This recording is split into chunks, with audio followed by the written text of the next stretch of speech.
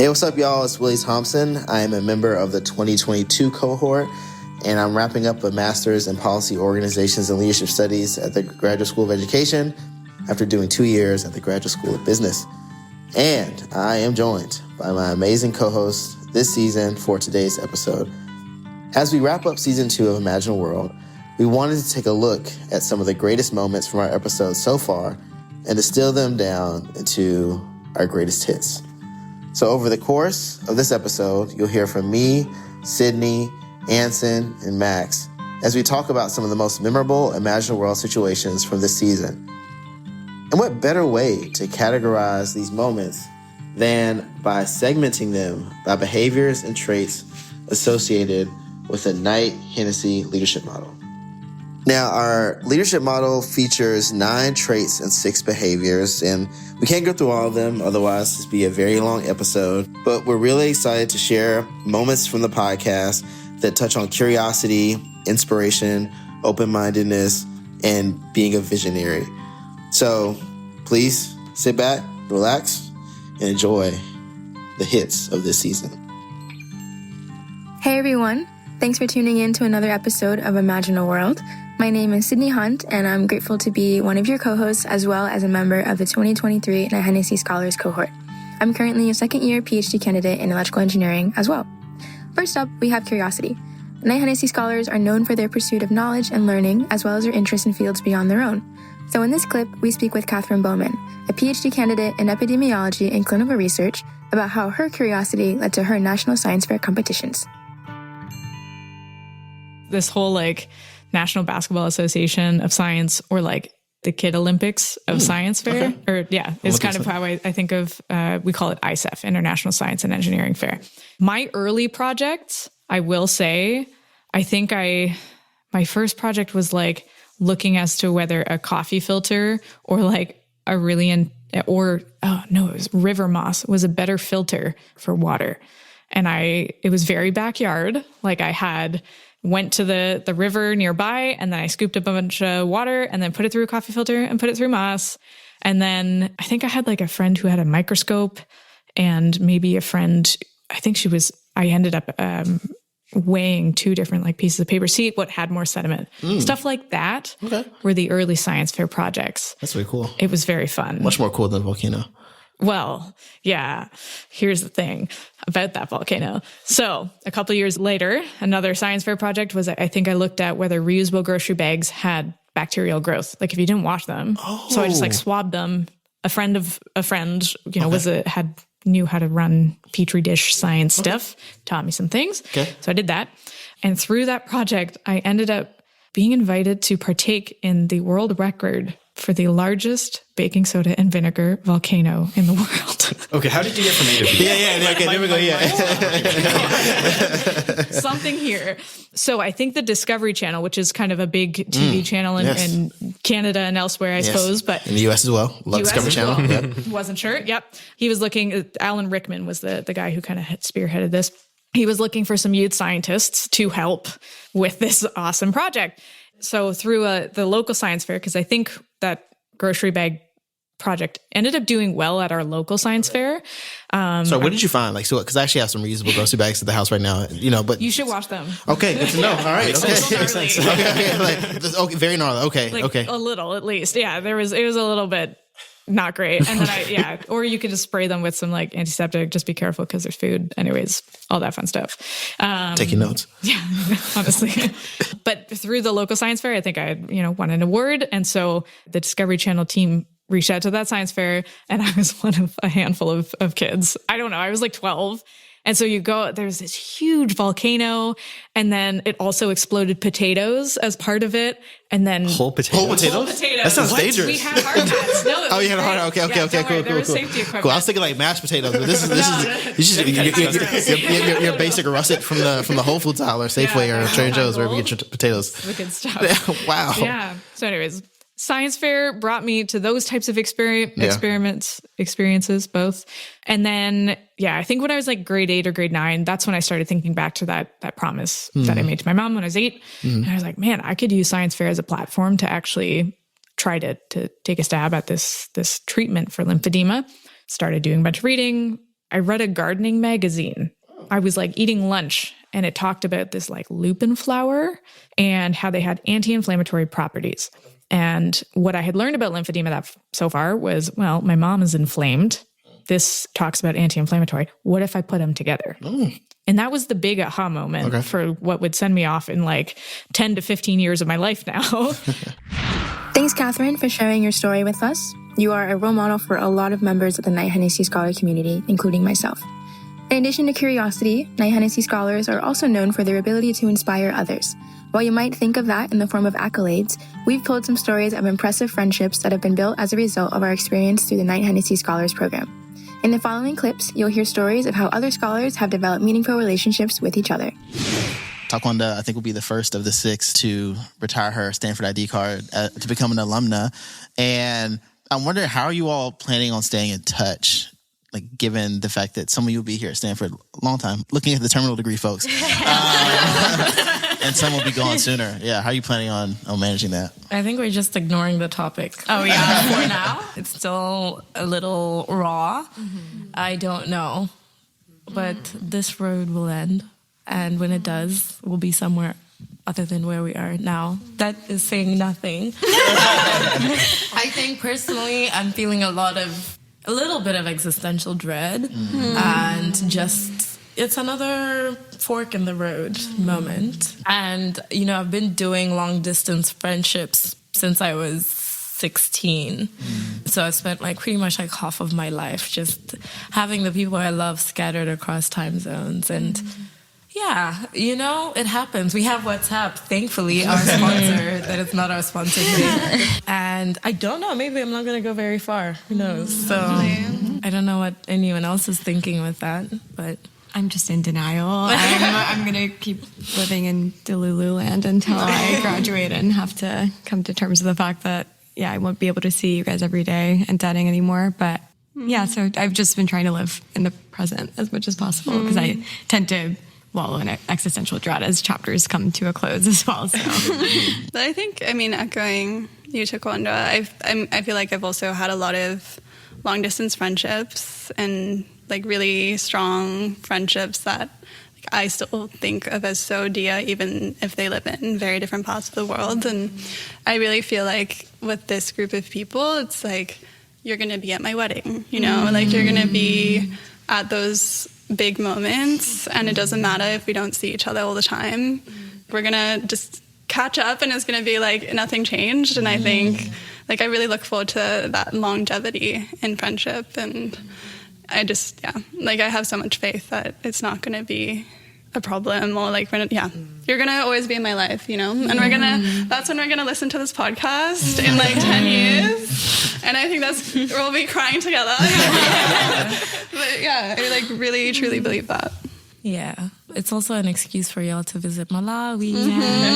Absolutely. Which I will continue yapping about until that group chat opens. There's a cage trip to South Africa, and I'm like, I'm trying to get on that so that we can go to Johannesburg after that. Yes. And I will sneak into your suitcase. Johannesburg with all my heart. Yeah, I was just going to echo Hannah that I really believe that these are lifelong friendships. So no matter where we are in the world, we'll always be connected in some way. Yeah, I was catching up with a friend this weekend, and we were reminiscing about how like the true sign of a friendship is like your catch up doesn't have to be on the calendar. But then I was like, does this story actually sound that plausible? It's like a really great hotel. Would they really be having this issue? So then we utilized David's extraness. David's known to be very extra with his, with his gestures and everything. So we were like, David, why don't you just do this as a surprise for us as, it's Christmas time or like a late Christmas gift. So basically, David then told Kristen, I have a surprise for you. Wait here. So basically that whole time, like David's actually going upstairs to the presenter suite, turning on each of the candles. So what happened your perspective. Yeah. So what happened was, this man had a wild idea of buying 200 individual electric candles. Beautiful. As it should be. It looked amazing, and I'll show you pictures of it later. It looked absolutely amazing. But the problem is, the battery doesn't last for that long, right? And if we sure how long it will last. Yeah, exactly. Yeah. So then if we turned on the candles before dinner, we were afraid that it was going to die, right? So I was like, okay, I have a surprise for you. I went upstairs. I'm in my suit, by the way, at this point. And I'm like crawling on my knees, turning on every single candle. And then Longsha is texting me like, are you done, bro? In the meantime, I'm again like laboring, turning on every single candle. I'm just like, dear God, again, what have I gotten myself into? Finally, everything's turned on, everything's set, and then I went downstairs to get them. Oh, and David also played an instrumental part in terms of carrying the ring. Because, like, even the ring itself, I found a time when Kristen was driving to her work in southern San Francisco, and I biked to the ring store to pick it up. So that way she wouldn't be suspicious, right? And then I handed the ring to David so he could bring in his camera box. I almost forgot that camera box. Yeah, you almost forgot that camera box. Yeah, that would be right before leaving for Asia. Yeah. I'm glad you remembered it. Exactly. And there were also a few more complications too. Like Chinese customs rejected like all the Amazon orders I sent to the hotel because it exceeded like the $500 limit. And basically it got flagged and returned. And then this is like, we were already in Japan at that time. Had to emergency come up with some way to get more supplies there. So it was a whole thing. It was a whole thing. But yeah, so he now is about to get married, and since he embarrassed me publicly, I will embarrass him. Which is to say, I have the honor of being his best man / co-best man, / officiant. I have to give a speech. So if you, listener out there, know Longsha and know him from his past life, please email me with your anecdotes about him in the past, and then I will gladly put it into the speech. So give them your email. Give the audience your email. You could find me at dajing@stanford.edu. Wonderful. Yes, someone needs to record this speech so I can see it afterwards. I'm so curious. But also, question: how was the Michelin star restaurant? Oh, it was really It was fantastic. It was fantastic. What kind of cuisine was it? It was Southern Chinese, right? Southern Chinese and Cantonese. Yeah. Oh, Cantonese. Yeah. So we'll hit you up on that. But I think hopefully this conversation sort of give you a dynamic of like what our relationship is like. Well, he wants me to mention this, which is sort of after we became friends, one of the things that we realized is like none of us really like cooking on the day-to-day basis. And part of the community aspect, I think, is that we really wanted ways to just hang out on a more casual setting, right? So then Longsha, Kristen, and we would do family dinners, which is to say on Mondays, I'll cook, Tuesdays, Kristen will cook, and then like Wednesdays, Longsha will cook, and then we'll just like rotate. And so for every dinner, we'll just go to somebody's place, right?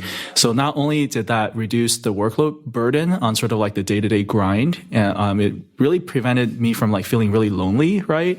And we got a chance to like bond a little bit more, to meet more people, because we would like invite different friends to come in for family dinners. So yeah. That's beautiful. I want to give a special shout out to Johnny for listening to my practice presentation, especially on a day that I was perhaps not feeling super great about how, my qualifying exam was going to go. I think you restored a lot of faith and trust in myself. So I appreciate you. And especially as a lawyer too, listening to people talk about, brain computer interface research, electrical engineering. Like, I think it's a special part of the KH community. And the friendships that we form, we're not afraid to learn about new things. Like yesterday, right? Do you want to tell the listeners like what happened yesterday? I was very fortunate to be able to witness you in action. I just want to go back to that practice session.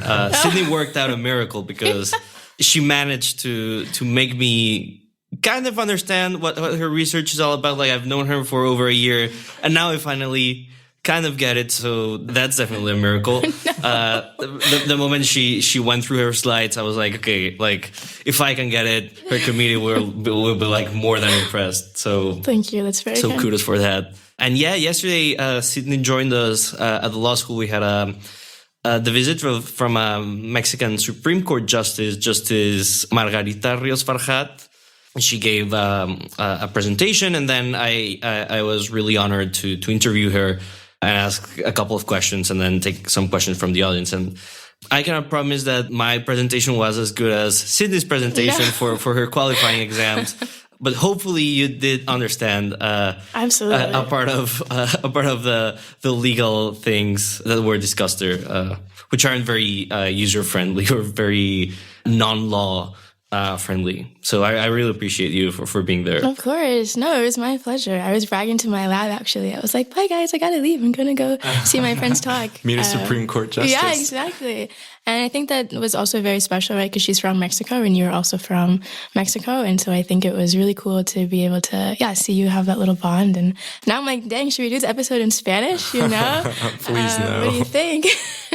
Yes, it definitely was very special. I had followed her career. I've read probably a couple of years ago, started reading some of her decisions. I think she's amazing. And having the opportunity to just have a conversation with her and just like walking with her around the Stanford campus, it was truly amazing. And it's also, I don't know, that there's a weird thing, I guess, when you meet someone you admire and you figure out that they're also like a normal person and that they're actually nice and they laugh and then they have coffee like any other person.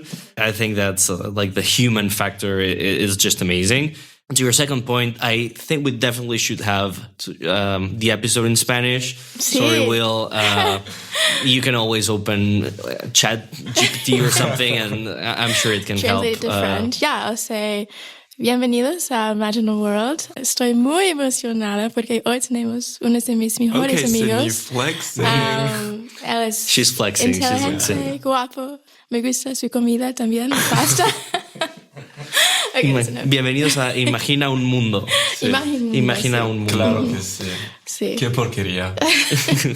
Yeah, Will is trilingual, so you may have heard some French in his episode, but no. Yeah, well, actually, it's not necessarily false because we all went to Mexico together as a friend group. Yeah, in Thanksgiving Thanksgiving. Not sponsored by KH. By KH or Stanford, by the way. Just we legally have to make that disclaimer. Yes, exactly. That was just a bunch of friends getting together and spending time with people they love. My name is Anson Zhou. I'm part of the 2024 cohort and an MD MBA student currently at the School of Medicine. The Knight-Hennessy leadership model extends beyond the scholars and even to team members.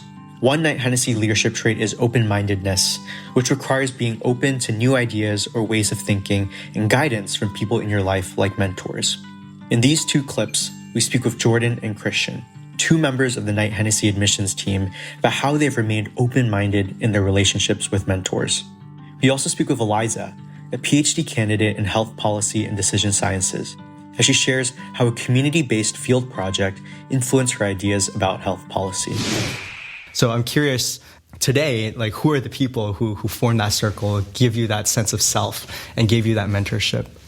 Well, I think beyond my mom, one of the first people that comes to mind for me was an elementary school teacher, Mr. Sutherland. Shout out to Mr. Sutherland. I think he's still in Hawaii teaching. But he was my teacher in 4th and 5th grade in a kind of gifted and talented program that I was lucky enough to be a part of. And he would give me, books that were like well beyond what I thought were my reading level. Like I was reading The Hobbit and Watership Down in 4th grade. And he would hand me these giant books. And I thought to myself, there's no way like this is for me. Like there's no way that I'm capable of, delving into this kind of material. And he's like, no, you can do it. Just try. And so he got me into the broadcasting background. There was a morning broadcast that we hosted in elementary school, and I learned how to do stop motion, and all of that was in elementary school. And he continued to push all of us to like delve into all of these different things. And I think without that initial like kind of gentle push of, yes, you can do it. Even if you don't think you can, just try. That was one of the, I guess, guardian angels, one of my first guardian angels, I would say. And then now, currently, I would say, like, it's people like Christian and Michaela, who is also in the room taking lovely photos of us. Shout out Michaela. And many others on the team, who have been kind of my behind-the-scenes, like, champions, who, like, I'm very early into my career, and KH, this is my first job right out of undergrad, and so they've both been incredible, like, not only thought partners and how to move forward in my career, but also just move through life. They've been incredible resources, and so I'm grateful to them both. Yeah, I think for me, mentorship is so there's so many layers to it. You can have mentors who are your exact same age who see around a different corner than you. Of course, we know mentors who are many years ahead of us, big brothers, sisters, and siblings who are ahead of us. And it's a multilateral exchange of insight. So I think that's really where there's a core mentorship relationship, that it's not just downloading everything that you know into a person, but there's actually a dialogue there. So even when listening to Jordyn reflect, I thought of all the different teachers, Mrs. Haas in 5th and 6th grade, Mr. Bolstad, my English teacher, who said, you're not going to community college, you're going to push yourself and go right into university. Like things that I wouldn't think were things that I was capable of. My first boss in my first job in college, a student coordinator, Jolene, who helped me through changing from pre-med to being in higher education. My mentors in the Gay Men's Course of Los Angeles, who helped me choose to go abroad and have courage. But so much of it is them seeing a version of you that you don't always see. And like what you said earlier, Anson, about eventually if they're telling you a version of yourself that you can't see and you learn to thaw and trust that, then you can really step into a place where you can actually make really good change and powerful contributions where you are. They also had this local funding, and she was seeing all of her colleagues around her in other states not have that local support and continually run into barriers where they weren't able to deliver the things that their community needed because they didn't have the local support, even if they had some of this international support. And she had a very positive experience where her state had really started investing in health. And I think that having that comparison for her, though, of like, I'm seeing all my colleagues fail, not because they're not trying as hard as me, but because they don't have the institutions around them to enable this. And also because they don't have the connection between the local and the international that she was able to get in her state. And she had sort of lived through the transformation in her state where they initially weren't as connected and weren't having a local government that was as enthusiastic about healthcare. So recognizing that there are these positive stories that we can look to, but the positive stories require institutions and people to align, and they don't happen everywhere. Did that change your view and approach on your subject? Yeah, I think for me, the question that I've always run into with global health is this balance between the local and the global, and particularly thinking about how do we center community leadership and people like this amazing woman who is, distributing far more contraceptives, but also, supplies for safe labor and all of those things across her community than had been happening before.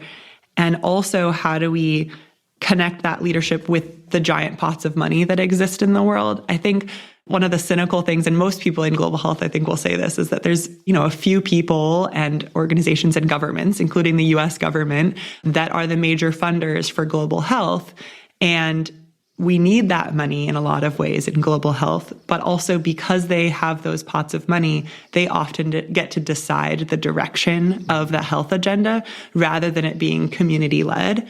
And so thinking about ways in which we can identify community leaders and give them charge of those pots of money and make it sort of a sustainable and well-functioning connection between those actors, and ideally, eventually, sort of make it all community sustainable so we don't have to rely on these big pots of money. But I'm also really excited about ways in which we across the world can share stories and can share ideas about what works and what doesn't. And a lot of that does happen through these international actors. And so how do we have conversations that are, maybe facilitated by the World Health Organization or the UN, but are led by communities? And I think there's been more and more pushing for this in the global health context and community in general, but I think hopefully that will continue to be a trend. And as truly horrific as it is right now to see millions of dollars being pulled out of global health on the US side, I mean, it's leading to, thousands of people not getting meals that they thought they were going to get the next day, and all of the vaccine trials that are falling apart and things like that. But maybe there's like some piece that will enable communities to push more for their agendas rather than having the US and other international actors sort of push those agendas onto people. But it's also not something that can change overnight. And so the destruction of international aid right now is, I think, really leading to real consequences. So that's unfortunate. It's a very timely discussion that we're having right now, because I think on one hand, the dollars, like you mentioned, are so critical to keeping communities healthy, being able to access resources. But at the same time, no one knows the users better than the users themselves. Yeah. But the solution is not to just pull the money out right away, right? Yeah. So, no, I mean, I think that's a super fair point of like, you can't pull it out immediately. But I also think that global health community has often sort of thought that this money will keep going forever. And a lot of foundations have expiration dates. You know, they're supposed to spend all their money by a certain amount of time. And, you know, governments, as we've seen. My name is Max Du. I am part of the 2024 cohort and a PhD student in computer science working on intelligent robotics. Last but not least, Knight-Hennessy Scholars are visionary. They use their imagination and wisdom to chart new possibilities and paths. In these final 2 clips, we speak with Quyên, a PhD candidate in art history, and Khushi, a dual degree student in business and education. They talk about ways they have and are aspiring to create new visions for themselves and for others. Are there moments outside of poetry that make you feel particularly at home? When I slow down, it's very related to what Ashley just said. When I'm not pulled away from myself so violently by the fast pace of things.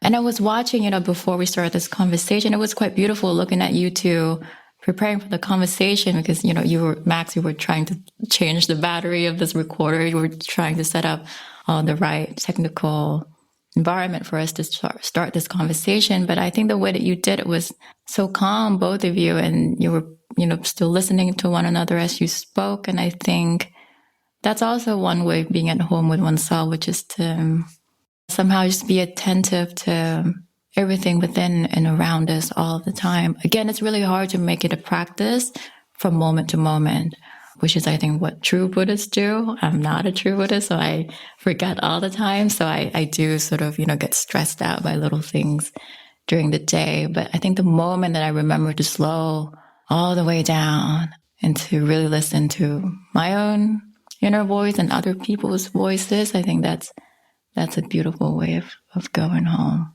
Has that happened recently? I think it's happening now as the three of us are talking in this room. It's quite rare and it's quite beautiful when it happens at Stanford, where, again, we have so many resources and so many brilliant minds, and yet everyone is sort of rushed and hasty and stressed out all the time, which is, I think, a deep shame. So every time I think just, you know, 2 or 3 people, it doesn't need to be a crowd, sit down together and have a chat in a slow, rhythmic manner, or even if you just sit in silence together, I think it's very beautiful. It's a very beautiful space to be. And even if we do it by ourselves, I think it could be cool too. There's so much within one body already, so you can just gather with yourself in your room. That could also be a way of going home. It goes to the idea of letting go again. You know, as we were trying to replace the batteries and the batteries didn't work, it was sort of like, you know, breathe in, breathe out and move on and find more batteries. You don't have to be anxious about it. The world's not ending. You know, it's just your idea of slowing down and finding beauty in everything that is around us. Yeah, I try to, although it's hard. Again, there's something about Stanford, which is this epicenter of the technological world of advancement that we're living in, that makes presence very, very hard. Do you feel like in other places, like in Vietnam, Hanoi, the pace was different? Is that where you're taking a lot of this philosophy from as well? These days, yeah, I think I'm finding more slowness and more calm when I'm in Vietnam. But it's funny because if you live in Vietnam, especially in the city, which I do, I was born in Hanoi, but now I live in Saigon, so in the south of Vietnam. And both Hanoi and Saigon are increasingly busier and busier every day. They're the centers of Vietnam, so people go there for jobs and opportunities. So traffic's terrible. It's really dusty. It's heavily polluted. But because I have sort of my own space, my own studio in Vietnam, and I'm not sort of having to go to classes all the time or, teaching, all the responsibilities that we have at Stanford. And so I do live almost like a free spirit. I feel like that's a part of it. Like my calendar in Vietnam is very, very empty. You mentioned that you ended up preferring nonprofit work, and I know you worked in Africa. So I was wondering, what led you to Africa? What led you to the nonprofit work there, and as opposed to Salesforce, I guess? Two very different environments. Very, very different environments. So the way I got into building the nonprofit was, firstly, I was not feeling fulfilled at Salesforce, so I felt the need of doing something else. And as I was just reflecting, I guess all of us were in reflection mode during the pandemic. So as I was in that phase, I was like, okay, what do I want to do in life? Like, what do I want to build? What do I want to create? And that's when I realized that I just loved mentoring. And this was when I realized that big gap that I faced while just moving to the US. So that's when I started thinking about, like, how can I bridge this gap of opportunities that I faced, like the lack of opportunities that I faced in Kenya versus what's available here. So, and I was very tapped into the entrepreneurship ecosystem, had done a lot of entrepreneurship boot camps. At the same time, had like TA'd and mentored for several courses at Berkeley. So I knew that the mentorship part and like the teaching part was something that I was excited by. So I just came up with an idea where I was like, what I can start with is I have a lot of friends who are entrepreneurs building things here, lots of professors who are in the space. I could just create like a workshop series and show people back home that this is possible. Did a little Facebook message.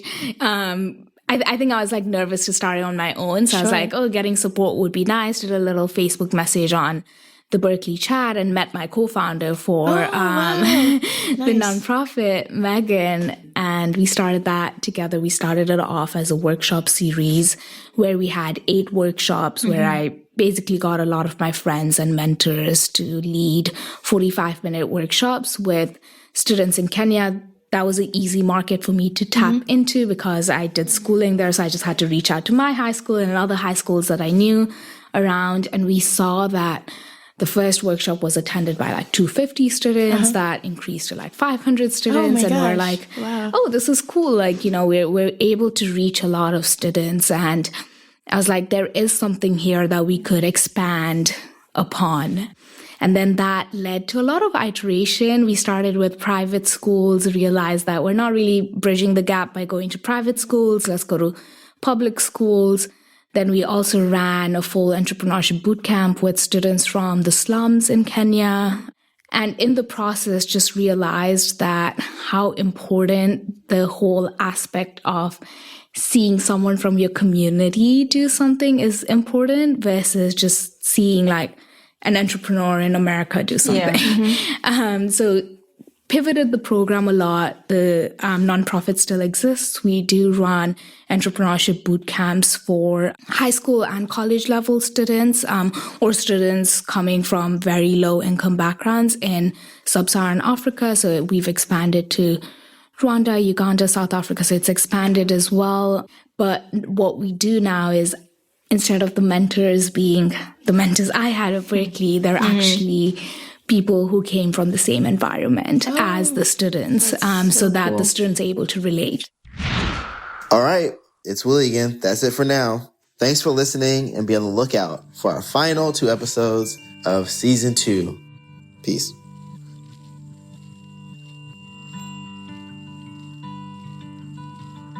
Thank you for joining us for this episode of Imagine the World, where we hear from inspiring members of the KHS community who are making significant contributions in their respective fields, challenging the status quo and pushing the boundaries of what is possible as they imagine the world they want to see.